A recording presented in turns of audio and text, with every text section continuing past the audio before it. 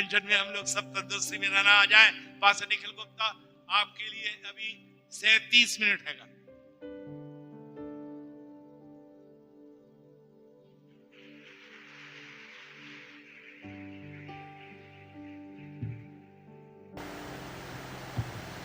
प्रभु यीशु मसीह के अति श्रेष्ठ नाम में आप सभी को जय मसीह की। मैं परमेश्वर का धन्यवाद करता हूं आज की सुंदर सुबह के लिए और इस अच्छे मौसम के लिए, क्योंकि मैं जैसे ही सुबह उठा इतना अच्छा लगा कि मैंने वाइफ से कहा कि मुझे लगता है बारिश होने वाली है और ठंडी हवाएं चल रही है। लग रहा है कि दिसंबर के मतलब आरंभ होने के पहले के 2 दिन है और ऐसी ठंडक रही तो कन्वेंशन में और भी अच्छा लगेगा हमें। तो परमेश्वर है जो हमें अच्छे मौसम से, अच्छे अनुभवों से और अच्छी अच्छी बातों से आशीषित करता है। और यदि छुट्टियों की बात करें तो हमने एक कथा का आरंभ किया था। क्या किसी को याद है वो कौन सी कथा है? कथाएं बहुत सारी होती है, किसी को याद है? थोड़ी ऊंची आवाज से बताएं। ऊपर से बोल रहे? अच्छा, ये है भाई जो उत्तर की मैं अपेक्षा कर रहा था, प्रेम कथा, राइट। दुनिया में बहुत सी कथाएं हैं। अब कई प्रकार की कथाओं को हम सुनते हैं, सुनाते हैं और लोगों को सुनते हुए देखते हैं। लेकिन जिस कथा का हमने आरंभ किया था एक बहुत ही अद्भुत बाइबल की पुस्तक के द्वारा, वह थी प्रेम कथा। और मैंने बताया कि आज के समय में हो सकता है आपने से भी किसी ने कथा बनाई होगी अपनी। लोगों को प्रेम कथा बनाना या प्रेम कहानी लिखना बहुत पसंद है। और जब प्रेम कहानी के बारे में बोले तो आपके पास बहुत अच्छे अच्छे नमूने भी दिखाई देते हैं। हीर रांझा की बात करें, रोमियो जूलियट की बात करें, या फिर आप अपने पड़ोस में किसी की बात कर सकते हैं, या अपने घर में भी किसी की बात कर सकते हैं आप। We know a lot of love stories and we have read a lot of love stories. और यदि जब बीए इंग्लिश मीडियम में आपने पढ़ाई की है, इंग्लिश लिटरेचर, तब तो और अच्छे से आपको निहित अर्थ सार के द्वारा अध्ययन किया होगा, खासतौर पे शेक्सपियरियन जो स्टोरीज है उसमें।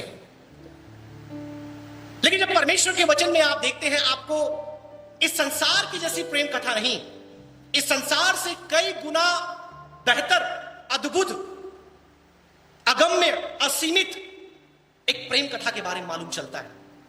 और वो कौन सी पुस्तक में है? होशे, बता दी।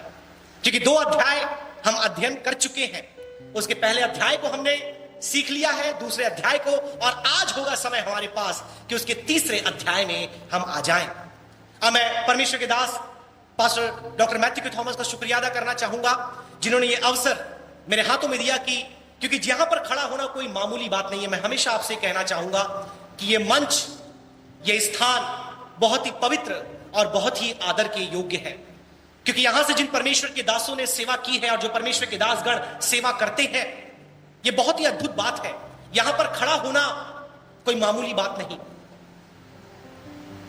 तो यहां पर जब भी मैं खड़ा होता हूं, चाहे संदेश के लिए, किसी बात के लिए, मैं निश्चित तौर पर परमेश्वर को धन्यवाद देता हूं कि आपने मुझे इस योग्य समझा, क्योंकि हम किसी लायक नहीं हैं, हमारे अंदर कोई खूबी नहीं है, कोई ऐसी बात नहीं है कि आज हम वचन को लेकर के यहां खड़े होने पाए। लेकिन ये केवल परमेश्वर का अनुग्रह है जिसके कारण आज हम यहां पर उसके वचन के साथ खड़े हैं। तो परमेश्वर के दास का धन्यवाद करना चाहूंगा जिन्होंने ये अवसर मुझे दिया, साथ में हमारे कलीसिया के प्रत्येक विश्वासियों का, कार्यकारिणी समिति का, बाइबल कॉलेज के शिक्षकों का, विद्यार्थियों का, कि आप हमारे लिए, हमारी सेवा के लिए लगातार प्रार्थना करते रहते हैं, जिसके फलस्वरूप हम भले चंगे और परमेश्वर की सेवा में संलग्न पाए जाते हैं। मैं आग्रह करूंगा उसके तीसरे अध्याय को हम खोल लें, और निश्चित तौर पर कई विश्वासी छुट्टियों के समय यहां पर नहीं थे, तो एक छोटा सा रिकैप मैं आपको देना चाहूंगा। और या लगा दे भाई कथा। उनसे कहा था आप टाइटल लगाना मत, हम देखना चाहते कि क्या हमारे विश्वासियों को बातें याद रहती है, और आप लोग की स्मरण शक्ति बहुत अच्छी है। So we begin a love story, अपनी प्रेम कथा का हमने आरंभ किया। और ये टाइटल मैंने क्यों चुना है यदि मैं आपको बताऊं, पॉपुलर कल्चर में एक सबसे जो मनपसंद जॉनरा है वो लव स्टोरी का है। आप देखिए जितनी भी मूवीज आती है, जब तक उसमें लव का एक एंगल ना हो, प्रेम का एक गाथा ना हो, एक स्टोरी ना हो, वो मूवी मार्केट में नहीं आती। किसी उपन्यास की बात करें, लेख की बात करें, किताबों की बात करें, जो लव स्टोरी और प्रेम कथा के ऊपर है वो अद्भुत रीति से सफल हो जाती है और सक्सेसफुल हो जाती है। क्योंकि ये किस बात का प्रमाण है? लोगों को प्रेम कथा अच्छा लगता है, लोगों को प्रेम की बातें सुनना अच्छा लगता है, लोगों को प्रेम करना और प्रेम के बारे में चित्रण देखना अच्छा लगता है। लेकिन कई बार हम परमेश्वर के वचन में जो प्रेम कथा है उसे हम नहीं पढ़ते, उसे हम नहीं देखते, क्योंकि जो प्रेम परमेश्वर ने किया उसकी तुलना इस संसार के प्रेम से नहीं कर सकते। इसलिए जिसने उस प्रेम को जान लिया ना, वो ये सिनेमा वगैरह नहीं जाएगा, उसको इस संसार की प्रेम कथा में कोई रुचि होगी नहीं। जो आज कहते हैं आई लव यू, कल कहते हैं I will not see you. जो आज कहते हैं मैं तेरे लिए मर जाऊंगा, मार दूंगा, कल बोलते हैं पहले तुझे मारूंगा। आज कहते हैं मैं तेरे लिए चांद तारे तोड़ लाऊंगा, कल कहते हैं तेरा हाथ पैर तोड़ दूंगा। और यदि संदेह हो तो बहुत से नमूने हमारे वरिष्ठ पासवान से आप पूछ लीजिएगा कि शादी के बाद क्या क्या होता है। शादी के बाद अरेंज मैरिज वालों की बात नहीं कर रहा, लव मैरिज वालों की बात कर रहा हूं। संसार का प्रेम बिल्कुल ऐसा ही है, जो आज आपको सातवें आसमान में चने के झाड़ में चढ़ा दे और कल वहां से लात मार के आपको नीचे गिरा दे। आज आपको लेटर लिख लिख के लव के खून से पन्ने भर भर के आपको दे दे और कल आपको छोड़कर किसी और के साथ अपना जीवन व्यतीत करे। यह है संसार का प्रेम। और हम पागल हो गए हैं, पूरी दुनिया पागल हो गई है, पूरी दुनिया इस प्रेम के पीछे पागल है, संसारिक प्रेम के पीछे। लाइन लगा लगा के, कतार बना बना के सिनेमा हॉल जाते हैं, क्या देखने के लिए? प्रेम कथा, और वो भी काल्पनिक, मनगढ़ंत। कभी परमेश्वर के वचन को पढ़िए। कई लोग लाइव सुन रहे हैं, मैं कहना चाहूंगा कई बार परमेश्वर के वचन को खोल करके पढ़े, परमेश्वर ने कैसा प्रेम आपसे किया है। तो या कृपया कर तीसरे अध्याय में आए। उसके पहले एक रीकैप मैं आपको बोल रहा था। पहले अध्याय में हम आए और पहले अध्याय में हमने देखा, उसके स्लाइड नंबर 2 में आ जाए, होशे और गोमेर की प्रेम कथा, जो एक चित्रात्मक दैवीय प्रेम कथा है, अ ग्राफिकल डिवाइन लव स्टोरी। और ग्राफिकल मैं क्यों कह रहा हूं, चित्रात्मक मैं क्यों कह रहा हूं? क्योंकि आप इस पुस्तक में आरंभ से ही देखते हैं परमेश्वर एक उदाहरण के द्वारा अपने प्रेम का बखान करता है, और उस उदाहरण को दिखाने के लिए वो एक नबी को चुनता है जिसका नाम है होशे। और यह होशे नबी अपने जीवन के द्वारा, अपने वैवाहिक जीवन के द्वारा परमेश्वर के प्रेम को चित्रित करता है, लोगों को बताता है। क्योंकि परमेश्वर थक चुका था, वचन सुना सुना के, प्रचार कर करके, भविष्यवक्ताओं को भेज भेज के परमेश्वर थक चुका था। उसके लोग उसके प्रेम को अब तक नहीं पहचाने। और जैसे कि हमेशा हमारे पासवान भी सिखाते हैं, सबसे अच्छा शिक्षक यदि कोई है तो वो है प्रभु यीशु मसीह। क्यों है? क्योंकि वो कहानी, उदाहरण और पैराबल के द्वारा बातें करता था। तो यहां पर परमेश्वर पैराबल का इस्तेमाल करता है, जो रियल लाइफ पैराबल है। पैराबल क्या है? Earthly story with heavenly meaning. दृष्टांत का मतलब क्या है? एक संसार से संबंधित कोई घटना, कोई कहानी जिसका निहित अर्थ स्वर्गीय बातों से भरा हुआ है। तो परमेश्वर उदाहरण देता है एक नबी का, जो होशे है, जिसका विवाह एक व्यभिचारिणी के साथ होता है, और कैसे उसके साथ बच्चे उत्पन्न करके, उसकी अविश्वास योग्यता की अवस्था में उसके साथ प्रेम करके वो चित्रित करता है। होशे जो परमेश्वर को दर्शाता है, गोमेर जो अविश्वास योग्य इज़राइल को दर्शाता है। और उनके 3 बच्चे, आप आगे देखेंगे, 3 बातें हमने पहले अध्याय से सीखा: सूचना, सुसमाचार, सुधार और सुसमाचार। We learn 3 things from chapter 1: information, correction and good news। कि किस प्रकार से परमेश्वर ने उनके जीवन में सुधार करने के लिए यह संदेश उनको भेजा। और कैसे सुधार के बाद उन्हें सूचना दी कि मैं कौन हूं, मैं क्या हूं, मैं तुमसे क्या करता हूं, और अंत में उन्हें सुसमाचार भी सुनाया। उसके बाद हमने आगे देखा कि किस प्रकार से 3 जो संतान उत्पन्न होती है, जजरील, लोरुहामा और लोआमी, ये 3 जो बच्चे होते हैं कोई मामूली बच्चे नहीं होते। ये 3 बच्चे परमेश्वर के 3 चरित्र को या उसके व्यवहार को दर्शाते हैं जो उन्होंने इजराइल के प्रति दिखाया था। मैंने आपको बताया कि जजरील का मतलब होता है गॉड विल स्कैटर, परमेश्वर तुम्हें तितर बितर करेगा। पहले बच्चे के नाम का अर्थ, आज तो कई बार हम बच्चे का नाम रख देते हैं और कई बार अमेरिका के हेडलाइन पढ़ के मुझे बहुत दुख होता है सर, कि डेविड ने शोरूम में चोरी कर ली, सुलेमान ने एक व्यक्ति की हत्या कर दी, पॉल ने वहां पर डाका डाल दिया। बहुत दुख होता है, इतने अच्छे अच्छे बाइबल के नाम चोरी, डाकू और लुटेरों के साथ जुड़ जाते हैं। इसलिए बहुत सतर्क रहना है जब अपने बच्चों का नाम रखते हैं। पुराने नियम में जब नाम रखा जाता था, उस नाम का बहुत ही गहरा अर्थ होता था। वो किसी का नाम यूं ही नहीं रख सकते थे, उस नाम के पीछे परमेश्वर की योजना उनके जीवन के द्वारा क्या है वो उसमें समायोजित होती थी। तो जजरील जब नाम रखा गया, परमेश्वर ने कहा मैं तुम्हें तितर बितर करूंगा। क्यों करूंगा? तीसरे अध्याय में आपको मालूम चलेगा। दूसरे बच्चे का नाम लोरुहामा, लोरुहामा, जिसका इब्रानी भाषा में शाब्दिक अर्थ होता है कि अब मैं तुम पर दया नहीं करूंगा, अब मैं तुम पर दया नहीं करूंगा, हमेशा के लिए नहीं, कुछ समय के लिए। अब मैं तुम पर दया नहीं करूंगा, बाद में करूंगा, लेकिन अब मैं जो करने वाला हूं तुम पर दया नहीं करूंगा। तीसरी संतान लोआमी, क्योंकि तुम मेरे लोग नहीं हो। अब आप बोलेंगे कि इतने कठोर, इतने कटाक्ष शब्द एक पिता अपने बच्चों के लिए कैसे कह सकता है? अब कई बार यदि आपके मां बाप रहे होंगे तो आपको भी ऐसे शब्दों का सामना करना पड़ा होगा। जब आपने कोई गलती की होगी तो हो सकता है आपके मम्मी डैडी इन बातों को बोले होंगे कि तब तू मेरा बच्चा नहीं है, अब तू इस घर में नहीं रहेगा। बिल्कुल वही पिता, उसी माता के समान आप परमेश्वर को यहां देखते हैं कि मैं तुम्हें तितर बितर करूंगा, मैं तुम पर करुणा नहीं करूंगा और तुम लोग मेरे लोग नहीं हो। You are not my people, तुम मेरी प्रजा नहीं। आपको पता है क्यों?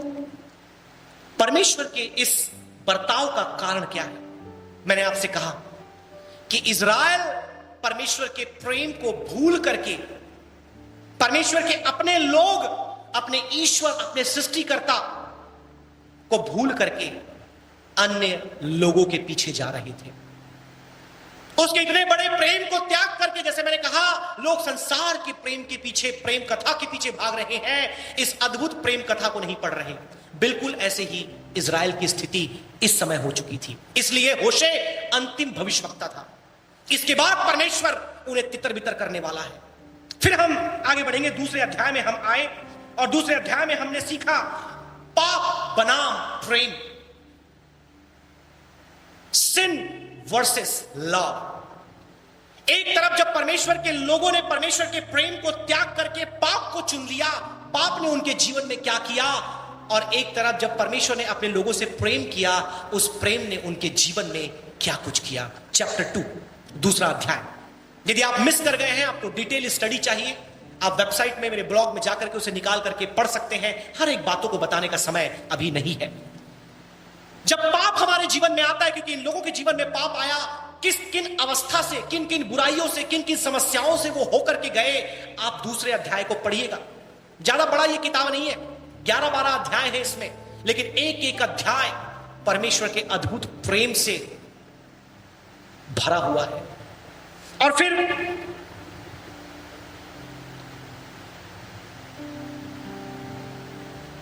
परमेश्वर के प्रेम और मनुष्य के पाप के उस अवस्था को समझने के बाद हम आते हैं तीसरे अध्याय में। और जब आप तीसरे अध्याय में आते हैं, आपको मालूम चलेगा कि परमेश्वर का प्रेम कोई मामूली प्रेम नहीं है। मैंने संदेश के आरंभ में 2 उदाहरण आपको दिए कि आज और आजकल अगर जवानों को देखें बुरा मत मानिए, कुछ जवान हमारे चर्च में भी है, लेकिन हमारे जवान ऐसा नहीं करते। मैं पड़ोस की कलीसिया की बात कर रहा हूं, है ना, हमारे चर्च की बात नहीं कर रहा, माफ करिएगा, पड़ोस की कलीसिया की बात कर रहा हूं। आज एक गर्लफ्रेंड या एक बॉयफ्रेंड के साथ आप उनको बाइक पर, कार पर घूमते हुए देख सकते हैं। एक हफ्ते के बाद आप उसको दूसरे के साथ देख सकते हैं, या एक साल के बाद दूसरे के साथ देख सकते हैं। प्रेम तो है, प्रणय तो है, लगाव भी है, लेकिन जिस प्रकार से हम कुछ लोग कपड़े चेंज करते हैं, आजकल लोग अपने प्रेम के पात्र को चेंज करते हैं। नहीं समझे? जिस प्रकार से हम कपड़े चेंज करते हैं, आजकल के जवान या आजकल की पीढ़ी अपने प्रेम के पात्र को चेंज करते हैं। किसी व्यक्ति विशेष से मेरा संबंध नहीं है, यह सामान्य बात मैंने आपको बताई, लेकिन इस अध्याय में जो प्रेम आप देखने वाले हैं, इतने कठोर कटु शब्दों को सुनने के बाद भी आपको मालूम चलेगा कि परमेश्वर का प्रेम चिरस्थायी प्रेम है। The love of God is a lasting love. Lasting love का मतलब, आप मार्केट में जाते हैं, कुछ भी आप खरीदते हैं, आप क्या पता करते हैं सबसे पहले कि ये कितना टिकाऊ है, ये कितने दिन तक चलेगा। तो बोलेगा सर इसमें तो 3 साल की गारंटी है, अगर कुछ भी हुआ आप लाके पटक देना, मैं आपको दूसरा दूंगा। फिर बोलेगा सर मेरे घर में ये लगा हुआ है, पिछले 10 साल से इस्तेमाल कर रहे हैं हम लोग, कुछ नहीं हुआ। आपको इस बात पर ईमान दिलाने के लिए कि ये चिरस्थायी मतलब लास्टिंग है, लंबे समय तक चलेगा, वो एड़ी चोटी एक कर देता है, और तब आप फाइनल करते हैं हां मुझे यही लेना है, मुझे यही चीज खरीदनी है। तो जब आप सामान लेते हैं ये सोच करके कि ये कितना लंबा चलेगा, आज जो आपसे प्रेम करता है उसके प्रेम की ड्यूरेबिलिटी, उसके प्रेम की लॉन्जिविटी क्या आपको मालूम है? Graphic language of love, sin versus love to chapter 3, a lasting love of God। एक चित्रात्मक प्रेम कथा, पाप और प्रेम कथा के बीच अंतर, और अन्य यहां पर हम देखते तीसरे अध्याय में चिरस्थायी मतलब बने रहने वाला प्रेम। क्योंकि परमेश्वर नहीं बदलता, इसलिए उसका प्रेम भी नहीं बदलता। कुछ पल के लिए वो आपको ताड़ना दे, आपको दंड दे, आपकी खिंचाई करे, लेकिन वह भी उसके प्रेम का अंग है। यह तीसरा अध्याय हमें बताता है। मैं हमेशा आपसे कहता हूं, मैं कोई टाइटल, मैं कोई शीर्षक, मैं कोई बात नहीं चुनता, यह परमेश्वर ने चुना है कि आज हमें बताए, इस अध्याय ने चुना है कि आज हमको बताए कि जो प्रेम, जिस प्रेम से उसने आपको प्रेम किया है, वो कोई मामूली प्रेम नहीं है जो आज चालू कल खत्म, लेकिन वो चिरस्थायी प्रेम है, वो कभी बदलेगा नहीं। और आप देखेंगे लगभग 5 बातें मैं आपके बीच में रखना चाहूंगा कि आखिर क्यों परमेश्वर का प्रेम चिरस्थायी प्रेम है। मैं आग्रह करूंगा, कृपया माइक आपके पास है, उसके पहले वचन को, आइए अपने बाइबल को सभी खोलें और उसके पहले वचन को हम जब पढ़ा जाता है तो ध्यानपूर्वक पढ़ें और सुने। पूरे अध्याय को नहीं पढ़ पाएंगे, लेकिन 5 आयतें हैं, बिल्कुल हम सब उसे देख सकते हैं। जी पढ़िए। फिर यहोवा ने मुझसे कहा, अब जाकर एक ऐसी स्त्री से प्रीति कर जो व्यभिचारिणी होने पर भी अपने प्रिय की प्यारी हो। आप देखिए, ऐसी स्त्री से ब्याह कर जो व्यभिचारिणी होने पर भी अपने प्रिय की, अपने मतलब पति की प्यारी हो। मैंने आपको बताया पहले अध्याय में इन्होंने क्या किया, मैंने आपको बताया दूसरे अध्याय में इन्होंने क्या किया, लेकिन तीसरे अध्याय में यह सब करने के बाद भी परमेश्वर कहता है वो अपने पति की प्यारी है। मैं आज पूछता हूं कि यदि बहुत से विवाहित लोग यहां पर हैं, यदि आपके जीवन में कभी ऐसी स्थिति आए, आपका जीवन साथी अगर होशे के जीवन के साथी के समान, और सर को मैंने बताया नहीं, ना ही सर ने मेरे पहले 2 अध्याय के संदेश को सुना, लेकिन जो भजन उन्होंने निकाला और उस भजन को निकाल करके जिस एक वाक्यांश पर उन्होंने जोर दिया, यदि आपने पढ़ा होगा, मैं पढ़ना चाहूंगा उसके 27 वचन को। 73 भजन उन्होंने पढ़ा, उसके दूसरे भाग में आप देखेंगे लिखा है, जो कोई तेरे विरुद्ध व्यभिचार करता है,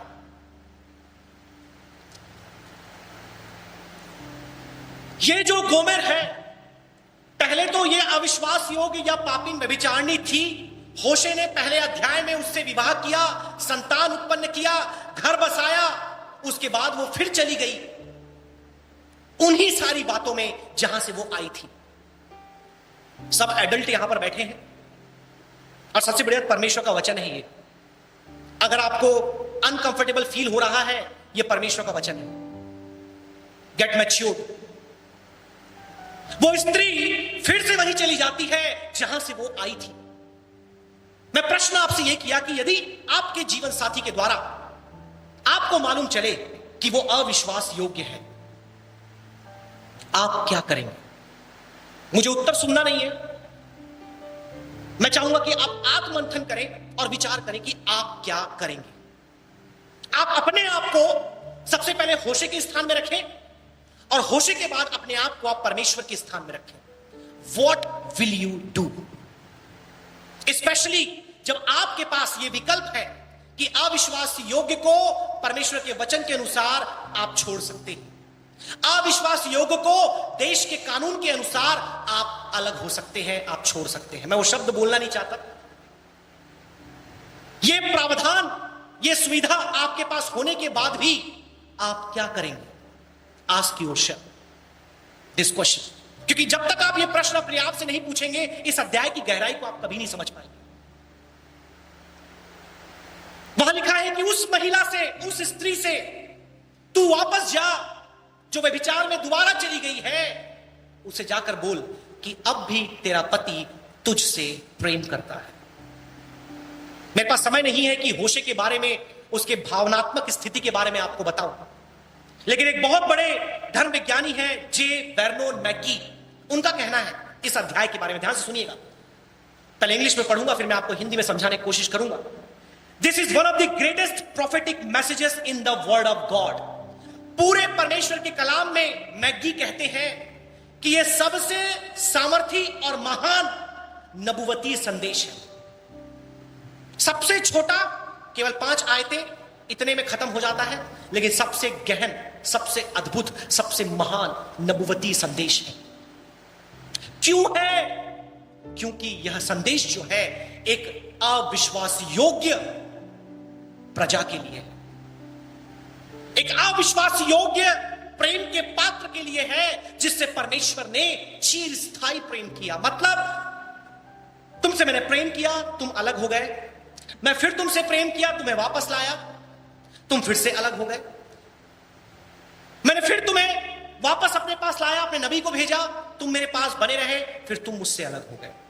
यह स्थिति कभी प्रभु ने चाहा तो न्यायों की पुस्तक के ऊपर मैंने एक संदेश बनाया, मैं आप तक लेकर के आऊंगा कि इजराइलियों का जीवन एक घड़ी के समान था। 12 बजा परमेश्वर के पास, 3 बजा पाप में डूब गए, 6 बजा परमेश्वर ने दंड दिया, 9 बजा अन्य जातियों के अधीन कर दिया, 12 बजा रोने लगे, परमेश्वर ने छुड़ाया, वापस आए, पाप किया, अन्य जातियों के अधीन हो गए, पश्चाताप किया, परमेश्वर ने छुड़ाया। यह घड़ी इजराइलियों के जीवन में चलती ही रहती है। 5 बातें जो मैंने कहा कि मैं आपको बताना चाहूंगा। इसके व्याख्यान के विषय में कुछ बातें हैं, लेकिन बाइबल कॉलेज में विद्यार्थियों को बताएंगे। सीधे हम उन 5 बातों में चलते हैं। थोड़ा ही समय मेरे सामने है। सबसे पहली बात आप देखते हैं इस भजन के पहली आयत से आपको मालूम चलेगा, जो सिस्टर ने पढ़ा, आपने सुना, पुष्टि करने वाला प्रेम। यह चिरस्थायी प्रेम कैसा है? और ये चिरस्थायी प्रेम क्यों है? क्योंकि ये प्रेम पुष्टि करता है कि मैं तुमसे अब भी प्रेम करता हूं। पुष्टि करने का मतलब क्या होता है? मैंने बोल दिया कि जब आपको जरूरत पड़े, आपको जितने पैसों की आवश्यकता है, मैं आपको दे दूंगा। मैंने बोल दिया, लेकिन इस बात की पुष्टि कौन करेगा? इस बात का प्रमाण कौन देगा? इसलिए जितनी इंश्योरेंस कंपनी है ना, वो लिख करके देती है और बॉन्ड आपको दिया जाता है कि कल को यदि आप बीमार पड़े या आपकी स्थिति बिगड़ी या कोई मर गया या कोई दुर्घटना हुआ, हम आपको, मान लो 15 लाख का आपका बीमा है, हम आपको देंगे। वो जो बॉन्ड है, वो बॉन्ड क्या है? वो लिखित प्रमाण है कि हम तुम्हें देंगे। ये वर्बल अफर्मेशन नहीं है। आप परमेश्वर के वचन में देखते हैं कि परमेश्वर इज़राइल से प्रेम करता है, हम शुरू से देखते आ रहे हैं। लेकिन ये प्रेम का प्रमाण कई बार परमेश्वर ने दिया और यहां देते हुए कहता है कि मैं उस स्त्री से जो जा चुकी है अब भी प्रेम करता हूं। अ लव दैट रीअफर्म्स और रीअफर्मिंग लव, पुष्टि करने वाला प्रेम, तुम्हें बार बार बताने वाला प्रेम। आज मैं यहां से प्रचार कर रहा हूं, मैं क्या बोल रहा हूं? मैं पुष्टि कर रहा हूं। किस बात की पुष्टि कर रहा हूं? I am affirming, I am reaffirming that God loves you, and not with a normal love or human love but a lasting divine love, मानवीय प्रेम से नहीं। क्योंकि आजकल के अखबार को यदि आप पढ़ रहे होंगे, मेरी वाइफ बोलती है अब मैं ये न्यूज जो पोर्टल है ना, मैं अनइंस्टॉल करने वाली हूं। मैं ये जो न्यूज के एप्स है ना, मैं अनइंस्टॉल करने वाली हूं। मैं बोला क्यों, क्या हो गया? बोलती अब मैं और नहीं पढ़ सकती, इतनी हिंसा, इतना जुर्म, इतना अपराध और अपने लोगों के द्वारा अपने लोगों के साथ इतनी बुराई, अब मैं नहीं पढ़ सकती, मैं डिलीट करने वाली हूं।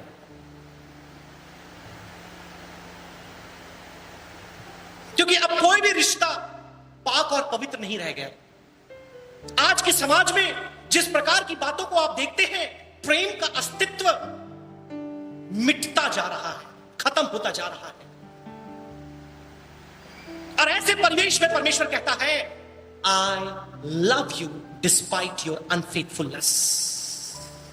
इसलिए कई लोग प्रार्थना करते हैं, आपने सुना होगा उनकी प्रार्थना का आरंभ होता है कि हम अविश्वास योग्य रहे, हमने तुझसे प्रेम नहीं किया लेकिन फिर भी तूने हमसे प्रेम किया।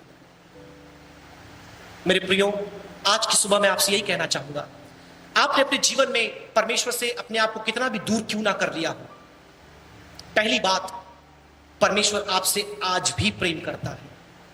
दूसरी बात, आपके पास अब भी मौका है उस प्रेम के पास वापस जाने।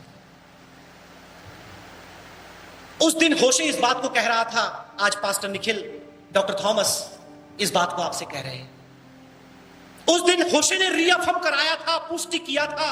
आज के दास और सेवक आपसे पुष्टि कर रहे हैं कि परमेश्वर आज भी आपसे प्रेम करता है।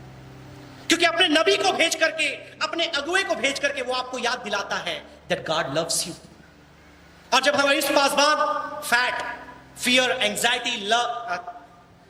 एंजाइटी, टेंशन के ऊपर जब संदेश देते, इस बात को कहा कि जब आपको परमेश्वर के प्रेम की अनुभूति हो जाएगी, आप अपनी चिंता से बाहर निकल जाएंगे। ऐसी असीम शांति वो आपके दिन में देगा, ऐसी सुरक्षा का एहसास वो आपको दिलाएगा कि मेरे माता पिता मुझे छोड़ दिए, मेरे बच्चे मुझे छोड़ दिए, मेरे जीवन साथी ने मुझे छोड़ दिया, लेकिन परमेश्वर मुझसे आज भी प्रेम करता है। और यह सोच आपके दिल में एक परिवर्तन लेकर आएगा, आपके जीवन में एक परिवर्तन लेकर आएगा। और चाहे आप अकेले भी क्यों ना हो, आप जीवन में आगे बढ़ते रहेंगे। अपने भय से, अपने तनाव से, अपने चिंता से आप स्वतंत्र हो जाएंगे, क्योंकि परमेश्वर का प्रेम आपके प्रति चिरस्थायी प्रेम है। आगे पढ़े उसके दूसरे वचन। तब मैंने एक स्त्री को चांदी के 15 टुकड़े और 1.5 होमेर जो देकर मोल लिया। अब देखिए, परमेश्वर का प्रेम केवल पुष्टि करने वाला प्रेम नहीं है। दूसरी बात, वो जो प्रेम है उसका, वो आपको पुनः प्राप्त करने वाला प्रेम है। पहली बात मैंने आपको बताई, पुष्टि करने वाला प्रेम। दूसरा, पुनः प्राप्त करने वाला। अब मैं पुनः प्राप्त क्यों कर रहा हूं, ध्यान से सुनिएगा। एक जो व्यभिचारिणी स्त्री होती है, चाहे आज की बात करें या कल की बात करें, पैसा देकर उसे लिया जाता है। जब मैं दिल्ली में था, बहुत फेमस वहां पर रेड लाइट एरिया है, वचन सुनाने के लिए, सुसमाचार ट्रैक्ट बांटने के लिए वहां हम लोग जाया करते थे बाइबल कॉलेज के द्वारा। आज भी कई लोग रेड लाइट एरिया में सेवा करते हैं, वहां चर्च चलाते हैं, वहां मिनिस्ट्री करते हैं। वो सब वहां खुश है। पता है क्यों? क्योंकि पैसों के द्वारा उन्हें खरीदा जाता है, उन्हें इस्तेमाल किया जाता है। और आजकल तो लाइसेंस और सब देने के लिए वो प्रोटेस्ट कर रहे हैं। तो जब पहली बार परमेश्वर ने कहा होशे को कि तू उस स्त्री को ब्याह ले, मैं आपको कहना चाहूंगा, उसने मोल देकर उसे लिया था, यूं ही नहीं खरीदा था। मोल लेकर उसे प्राप्त किया, प्राप्त करके अपने साथ रखा, संतान उत्पन्न किया। कुछ समय के बाद वो स्त्री पुनः उसे छोड़कर चली गई। अब जब तीसरे अध्याय में आप पढ़ रहे हैं, दूसरी बार ये 15 सिक्के जो आपने सुने, वो मोल, मैं कल्पना नहीं कर सकता होशे की मनोदशा का, मैं कल्पना बिल्कुल नहीं कर सकता। मुझे अब भी बहुत अनुभव की आवश्यकता है होशे को समझने के लिए। फिर परमेश्वर को समझने की बात तो आप बिल्कुल छोड़ दीजिए। मैं प्रचार जरूर कर रहा हूं, but I have not understood. मैं अब तक नहीं समझा हूं ये किस प्रकार का प्रेम है। पुनः प्राप्त करने वाला प्रेम। एक बार लेकर आया, प्राप्त किया, फिर छोड़ दिया, फिर चला गया, वो पुनः उसे प्राप्त करने, और मुफ्त में नहीं, बलिदान के द्वारा। क्योंकि ये जो सिक्कों का जिक्र यहां पर है, आप जाकर के पढ़िएगा, जो विद्यार्थी है, ये कोई मामूली रकम नहीं थी। अच्छा खासा मोटा पैसा देकर के उसे वापस लेकर के आया। किसको वापस लाया? दगेबाज, अविश्वास योग्य जीवन साथी को। मेरे प्रियो, कई बार आपको लगता होगा मैं पाप में इतना पड़ा हूं। कई लोग जो प्रभु भोज नहीं लेते, मैं अपनी वाइफ से इस बात को कह रहा था, देख करके बहुत दुख होता है। लेकिन मैं आपसे इस बात को कहना चाहूंगा, आपको जीवन में लगता होगा कि मैं इतना दूर जा चुका हूं कि अब मैं प्रभु के पास नहीं आ सकता। ध्यान से सुनिएगा, इट्स वेरी इंपॉर्टेंट। आपको लगता होगा मैं इतना दूर जा चुका हूं कि अब मैं प्रभु के पास नहीं आ सकता। मेरे जीवन में इतने पाप, इतनी बुराई, इतना अधर्म मैंने कर लिया है कि अब मैं शायद प्रभु के निकट खड़ा नहीं हो सकता। जो पहला प्रेम मैंने परमेश्वर से किया, परमेश्वर ने मुझसे किया, आज वो प्रेम ना मैं परमेश्वर से कर पा रहा हूं, और शायद परमेश्वर भी मुझे भूल गया है। मैं आपको एक बात कह दूं, आज आप गलत हैं। आपके पास एक और मौका है। वो परमेश्वर, यदि इस वचन को आप सुन रहे हैं, आप जहां कहीं दुनिया के किसी भी कोने में हो, यदि इस वचन को आज आप सुन रहे हैं, God is a God of second chance. क्योंकि दूसरा आगमन अब तक नहीं हुआ है। वो आज भी आपसे वही प्रेम करता है, क्योंकि उसका प्रेम चिरस्थायी है। दूसरी बात, वो आपको प्राप्त करने के लिए, पुनः प्राप्त करने के लिए, यदि कोई पहली बार वचन को सुन रहा है, यीशु मसीह आपके लिए मरा है और वो आपको प्राप्त करने के लिए तैयार है। लेकिन यदि ऐसा विश्वासी जो वापस आकर के फिर जा चुका है, अपने पाप में, जीवन में, संसारिकता में परमेश्वर से दूर हो चुका है, God is ready to reclaim you, buy back another time. दूसरी बार वो आपको पुनः प्राप्त करने के लिए, आपको मोल लेने के लिए वो खड़ा हुआ है। क्या आप उसके पास आने को तैयार हैं? तीसरी बार उसके तीसरे वचन के पहले भाग को पढ़े। मैंने उससे कहा, तू बहुत दिन तक मेरे लिए बैठी रहना, और ना तो छिनाला करना और ना किसी पुरुष की स्त्री हो जाना। तू मेरे लिए बैठी रहना। तीसरी बात, पहली बात मैंने आपको बताया रीअफर्मिंग लव, दूसरी बात मैंने आपको बताई रिक्लेमिंग लव, तीसरी बात and third which is very very important, री इंस्टॉलिंग लव।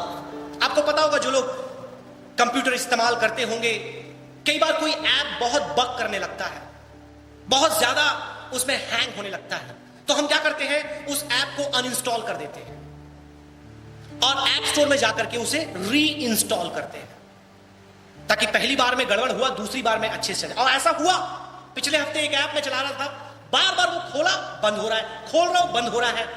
iOS में नहीं, एंड्रॉइड की बात कर रहा हूं, बंद हो रहा है, बार बार बंद हो रहा है। मैंने अनइंस्टॉल किया उसको, मैंने फिर से इंस्टॉल किया, एकदम अच्छा चला। मेरे प्रियो, परमेश्वर का प्रेम यहां पर लिखा है कि तू मेरे लिए बैठी रहना। मतलब जिस स्थान से परमेश्वर को छोड़ करके वो जा चुकी थी, वो निकल गई थी, उस स्थान में परमेश्वर उसको पुनः स्थापित करता है। आमीन, हालेलुया। आप में से कितने लोग उजड़ चुके हैं, कितने लोग उखड़ चुके हैं, कितने लोग ऐसा महसूस करते हैं कि मेरी बुनियाद ढल चुकी है, ढा दी गया हूं मैं आपसे कहना चाहूंगा, God is ready to reinstall you। परमेश्वर आपको वहीं स्थापित करना चाहता है जहां उसने आपको पहले स्थापित किया था। You know why? Because God's love is lasting love। क्योंकि परमेश्वर का प्रेम चिरस्थायी है, अनंतकालीन है, अपरिणित है, क्योंकि परमेश्वर अपरिणित है, अपरिवर्तनशील है। इसलिए वो फिर से आपको स्थापित करने को तैयार है। आप में से कुछ लोग बोलते होंगे, पहले कलीसिया की बातों में बहुत आगे हुआ करता था, पहले देने में बहुत आगे हुआ करता था, पहले मैं कलीसिया की सेवा में आगे होता था, हाथ बटाया करता था, सारी बातों में मैं सबसे आगे होता था, लेकिन आज मैं बहुत पीछे हो गया हूं। आज मैं कहीं ना कहीं छूट चुका हूं, मेरा आत्मिक जीवन मर गया है, मेरा प्रार्थना का जीवन खत्म हो गया है, मेरा बाइबल पढ़ने का जीवन जा चुका है, अब मैं बहुत दूर हो गया हूं, अब मेरे लिए वापस आना अब शायद मुश्किल नहीं है।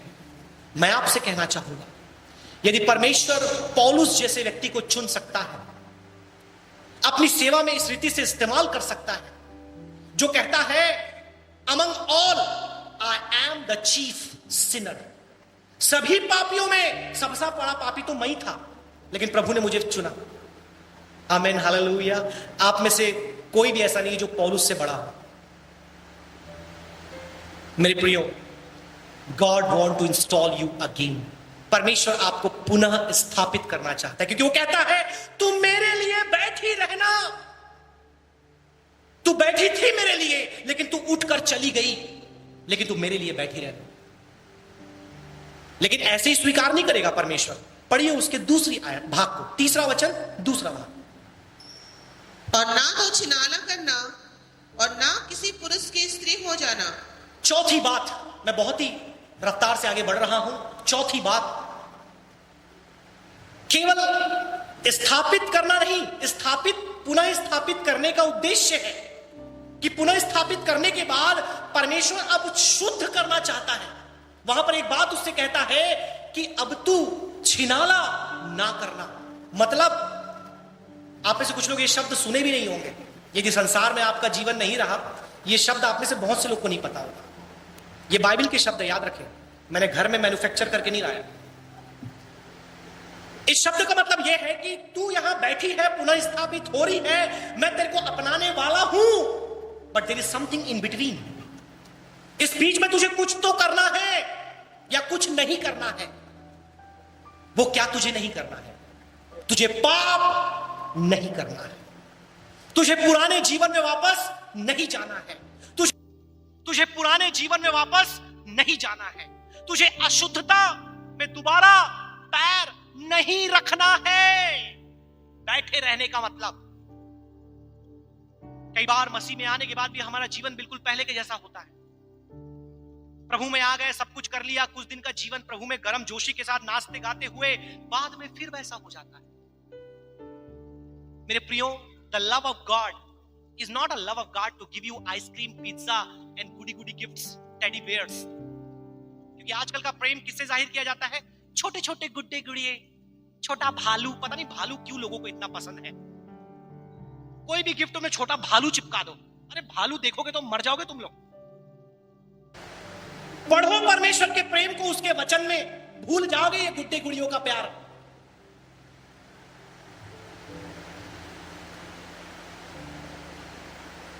परमेश्वर कहता है कि तुझे स्थापित तो मैंने किया है, लेकिन इससे पहले कि मैं तुम्हें जो पुनः थामूं, there is a period of sanctification. शुद्धता, पाकीज़गी, आलूदगी का समय है। अगर इससे तू होकर नहीं जाएगी ना, तू वापस वहां चली गई ना, फिर सोच लेना। हमको लगता है परमेश्वर अद्भुत प्रेम करने वाला है, मैं जो चाहे वो करूं, मैं स्वर्ग चला जाऊंगा। आहा, लाजर और उस धनी व्यक्ति की कहानी बताने का समय नहीं है। वचन में लिखा है कि तू छिनाला दोबारा ना करना। अंग्रेजी के अनुवाद में आया, you should not go back to your old life. तुझे जहां से मैंने मोल लेकर के लाया है। पढ़िए आगे। और मैं भी तेरे लिए ऐसा ही रहूंगा।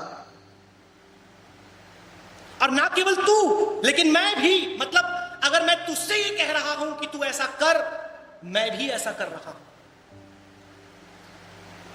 अगर मैं ऐसा नहीं करूंगा तो मैं तुझसे क्यों कहूंगा?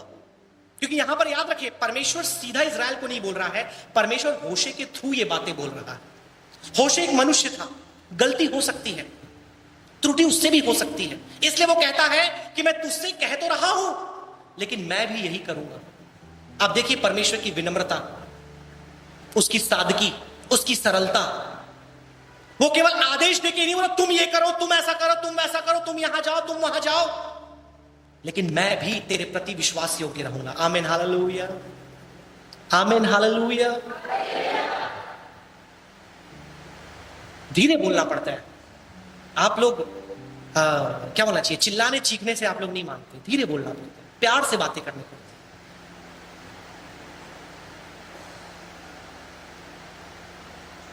जब तक तो अपने आप को पवित्र ना करे, अपने आप को शुद्ध ना करे, अपने आप को उस शुद्धता की अवस्था से ना लाए, पुनः स्थापित करने के बाद मैं तुझे थामूंगा नहीं। और जब तू अपने आप को शुद्ध कर ले, अपने आप को अलग कर ले, तेरे जीवन में परिवर्तन आ जाए, अंतिम बात उसकी चौथी और पांचवी वचन को एक बार पढ़ दो।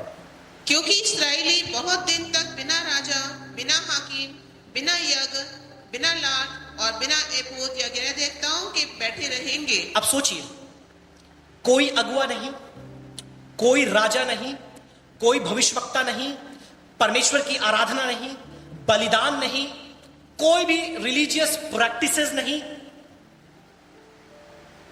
पता है क्यों? परमेश्वर ने इतना भयंकर दंड उन्हें, मुझे लगता है मर जाने से बड़ा दंड है अलगताई में रहना। ध्यान से सुनिएगा, अगर परमेश्वर इनको मार देता ना, खत्म कर देता, जैसे कई लोग मरुभूमि में मर गए, तो शायद अच्छा होता। लेकिन उससे भी खतरनाक अवस्था क्या है आपको पता है? सच्चाई को जानकर, परमेश्वर को जान करके परमेश्वर के साथ संबंध नहीं रख पाना। मतलब एक जीवन साथी अपने व्यभिचारिण पति या पत्नी, कोई भी व्यभिचारी हो सकता है, यहां पत्नी का नमूना है, लेकिन पति भी हो सकता है, पत्नी कोई भी हो सकती है, उसे ना छोड़कर, मतलब उसे लिख करके ना दे करके उससे अलग रहना, इससे भयंकर बात कोई नहीं हो सकती। परमेश्वर उनसे कहता है कि तू बैठे रहना, पुरानी बातों में नहीं जाना, लेकिन एक समय होगा कि मैं तेरे साथ क्या नहीं करूंगा, रिश्ता कायम नहीं करूंगा। ना राजा होगा, ना कोई भविष्यवक्ता होगा, ना वहां पे कोई अगुआ होगा, ना मेरी आराधना होगी, ना बलिदान होगा, ना मंदिर आओगे, कुछ नहीं करोगे, ऐसे ही बैठे रहोगे। Because the love of God is rectifying love. It's not just refining love. ये केवल शुद्ध करने वाला प्रेम नहीं है, लेकिन ये सुधार करने वाला प्रेम है, rectifying love. कई बार सुधार करने के लिए, see, there are different kinds of parenting. America में आप जाएंगे, वहां की पेरेंटिंग ये बोला जाता है कि बच्चे को आप छू भी नहीं सकते। अगर बच्चे को छू दिया ना, वो बच्चा कोर्ट में आपके ऊपर केस कर सकता है। ये वेस्टर्न कंट्री की पेरेंटिंग है। लेकिन जो लोग भारत में पढ़े लिखे हैं, उनको पता है चप्पल क्या है, झाड़ू क्या है, लाठी क्या है। कुछ लोग हंस रहे हैं, मतलब भर भर के खाए, सबको पता है, मैं हाथ नहीं उठवाऊंगा। और अभी भी कुछ लोगों को घर में पड़ती है। और जब गवाही दे रहे थे हमारे स्वर्गीय पास्टर डॉक्टर कुरियन थॉमस के बारे में, अच्छी अच्छी बातों को हम सुन रहे थे, किसी ने यह भी बता दिया कि वो छड़ी से भी ठोक देते थे। अच्छा है, बहुत अच्छी बात है। तो different kinds of parenting systems are there. पता नहीं आप किस तरीके से पले बड़े हैं, लेकिन 95% चांस से आप इंडियन हैं, तो आपको अच्छे से आपको पता होगा झाड़ू, लाठी, जूता, चप्पल और पता नहीं क्या क्या, बबूल की लकड़ी, सब आपको पता होगा क्या क्या चीजें हैं, ये गुलाब के कांटे वाले लकड़ी, सब आपको पता होगा। You all know very well what I am saying. परमेश्वर बबूल का लकड़ी वाला है, परमेश्वर गुलाब की लकड़ी का कांटा वाला है। ये परमेश्वर का मेथड है। तुमने गलती की, now there is a rectifying love. ये भी प्रेम है, याद रखें। और अगर पढ़ना इस प्रेम के बारे में, इब्रानी 12 अध्याय पढ़ लेना। एक पिता जो प्रेम करता है, वो ताड़ना भी देता है, दंड भी देता है, सुधार भी करता है, ताकि तुम वापस पुनः स्थापित हो पाओ। समय मेरा समाप्त हुआ, तो टेक अवे लेसन देकर शब्दों को विराम देना चाहूंगा। 2 टेक अवे लेसन्स, 2 ऐसे पाठ जो इस पूरे अध्याय के पठन के बाद अपने साथ आप लेकर जाएं। सबसे पहली बात, लॉर्ड स्टिल लव्स यू। परमेश्वर आज भी आपने क्या पाप किया, क्या व्यभिचार किया, क्या हत्या की, क्या गुनाह किया, क्या आपने पिया खाया, कोई फर्क नहीं पड़ता. God, if you are listening this message, God still loves you with a lasting love. परमेश्वर आज भी आपसे बेइंतहा चिरस्थायी मोहब्बत करता है. दूसरी बात, Lord still loves you enough to restore you. परमेश्वर इतना मोहब्बत आपसे करता है कि आज वो आपको पुनर्बहाल करने के लिए तत्पर है, तैयार है. क्या आप तैयार हैं? मेरा समय समाप्त हुआ, लेकिन ये वचन, ये अध्याय, ये संदेश और बाइबल की गाथा जो प्रेम की है, समाप्त नहीं हुई. आपके पास आज समय है. Where do you see yourself? Do you see yourself abandoned? Do you see yourself forsaken? Do you see yourself unloved? You are wrong. क्योंकि परमेश्वर आज भी आपसे मोहब्बत करता है. वो आज भी आपसे बेइंतहा प्यार करता है, और इतना प्यार करता है कि आपको वो पुनर्बहाल, पुनः स्थापित, सुधार, शुद्ध करने के लिए तैयार है, खड़ा हुआ है. क्या आप तैयार हैं? इन बातों को कहकर संदेश को समाप्त करना चाहूंगा. वरिष्ठ पासवान से आग्रह करूंगा कि आगे के समय को परमेश्वर आप सभी को बहुत ऐसे आशीष दे. आप सभी को जय मसीह.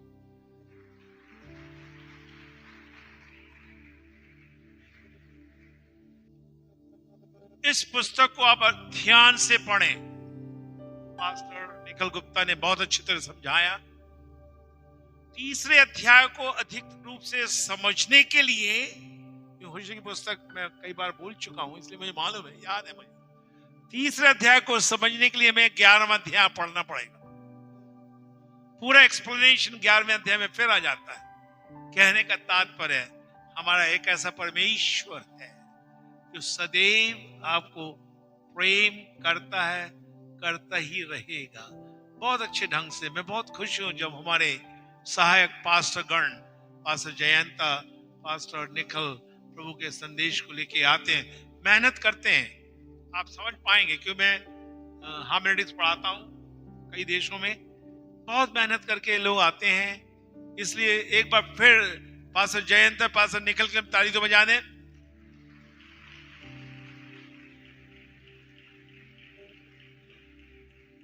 कृपया खड़े हो जाएं. प्रार्थना करने जा रहे हैं.